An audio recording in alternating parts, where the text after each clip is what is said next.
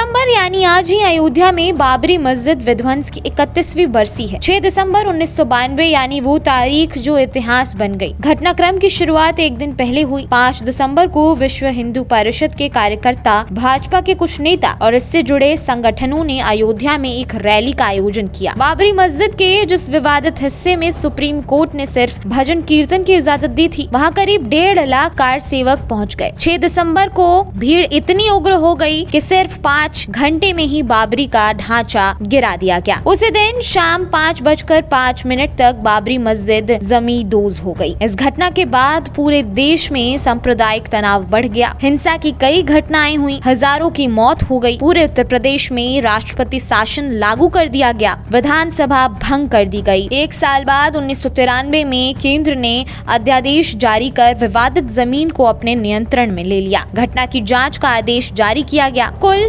68 लोग अभियुक्त बनाए गए, जिसमें भाजपा और वीएचपी के कई नेताओं को शामिल किया गया था। जानिए बाबरी मस्जिद मामले में कब और क्या क्या हुआ इस पूरे वीडियो में, और इसके पीछे की कथित जांच करने के लिए जस्टिस एमएस लिब्रान की अध्यक्षता में आयोग का गठन किया गया। इस मामले में 2 एफआईआर दर्ज हुई। पहली एफआईआर उन कार सेवकों के नाम दर्ज की गई जिन पर डकैती, चोट पहुंचाने, लूटपाट करने, सार्वजनिक इबादत के स्थान को नुकसान पहुंचाने और धर्म के नाम पर 2 समुदाय में दुश्मनी बढ़ाने के आरोप लगे थे। वहीं दूसरी एफआईआर में भाजपा, बजरंग दल, विश्व हिंदू परिषद और आरएसएस से जुड़े 8 लोगों के नाम थे जिन्होंने राम कथा पार्क में कथित भड़काऊ भाषण दिया था। इसमें भाजपा के दिग्गज नेता लाल कृष्ण आडवाणी, वीएचपी के तत्कालीन महासचिव अशोक सिंघल, बजरंग दल के नेता विनय कटियार, मुरली मनोहर जोशी, उमा भारती, विष्णु हरि डालमिया और गिरिराज किशोर के नाम शामिल थे। लिब्रान आयोग की रिपोर्ट 3 महीने में आनी थी, लेकिन धीरे धीरे इसकी अवधि बढ़ती रही। इसे आने में 17 साल लग गए। इस दौरान समय की मियाद 48 बार बढ़ाई गई। आयोग ने अपनी रिपोर्ट 30 जून 2009 को गृह मंत्रालय को सौंपी। इस दौरान कुल 8 करोड़ रुपए खर्च हुए। आयोग की जांच रिपोर्ट में कहा गया कि मस्जिद को एक साजिश के तहत गिराया गया था। आयोग ने इस साजिश में शामिल लोगों पर मुकदमा चलाने की सिफारिश की थी।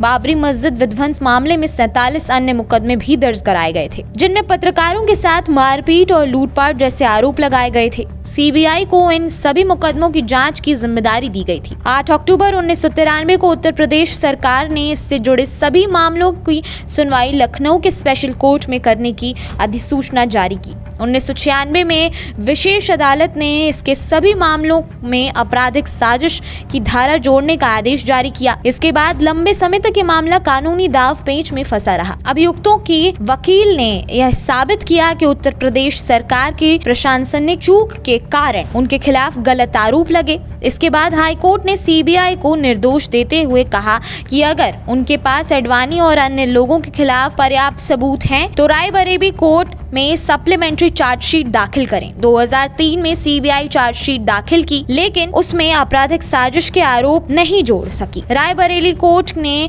सुनवाई की और लाल कृष्ण आडवाणी को ये कहते हुए बरी किया कि उनके खिलाफ पर्याप्त सबूत नहीं है। साल 2005 में इलाहाबाद हाई कोर्ट ने रायबरेली कोर्ट के आदेश को रद्द किया और कहा आडवाणी और अन्य लोगों के खिलाफ मुकदमे चलेंगे। कोर्ट में यह मामला चला, लेकिन इसमें आपराधिक साजिश का जिक्र नहीं किया गया। 2005 में रायबरेली कोर्ट ने इस पूरे मामले में आरोप तय किए और साल 2007 में इस मामले में पहली बार गवाही हुई। इसके 2 साल बाद लिब्रान आयोग की जांच रिपोर्ट आई, जिसमें बाबरी विध्वंस के लिए संघ परिवार, विश्व हिंदू परिषद, बजरंग दल और बीजेपी के प्रमुख नेताओं को जिम्मेदार माना गया। 2010 में दोनों मामलों को अलग अलग चलाने का जो फैसला निचली अदालत ने लिया था, उसे इलाहाबाद हाईकोर्ट ने बरकरार रखा। हाईकोर्ट ने कहा कि इस पूरे मामले में 2 तरह के अभियुक्त थे। पहले वो जो मस्जिद से 200 मीटर की दूरी पर मंच से कार सेवकों को भड़काने का काम कर रहे थे। दूसरे वो कार सेवक। इस फैसले के खिलाफ सीबीआई साल 2011 में सुप्रीम कोर्ट पहुंची। 20 मार्च 2012 को हल्फनामा दायर करने, दोनों मामलों की सुनवाई एक साथ करने की दलील पेश की। कोर्ट ने 2015 में लाल कृष्ण आडवाणी, उमा भारती, मुरली मनोहर जोशी और कल्याण सिंह समेत वरिष्ठ भाजपा नेताओं को नोटिस करते हुए मामले में आपराधिक साजिश की धारा